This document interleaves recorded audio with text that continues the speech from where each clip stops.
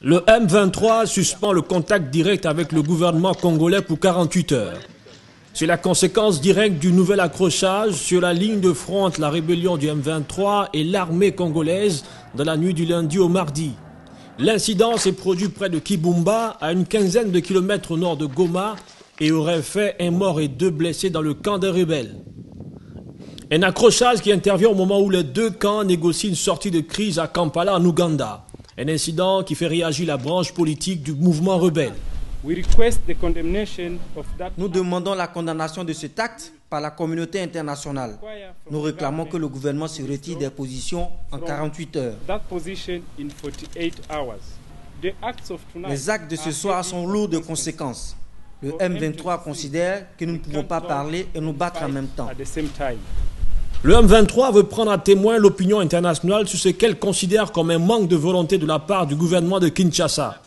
Il se dit par ailleurs prêt à parer à toute éventualité. Que fera le M23 si le gouvernement refuse? Nous prendrons note du fait que le gouvernement est de toute évidence dans une logique de guerre et nous continuerons d'attirer l'attention de la communauté internationale sur le fait que le régime de Kinshasa refuse le processus de paix et est prêt à se battre et que c'est sa seule option.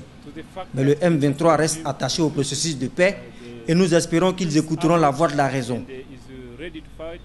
Nos soldats ont reçu l'ordre de ne pas contre-attaquer, mais ils continuent vraiment la guerre. Nous serons obligés d'attaquer pour riposter et protéger la population dans notre zone.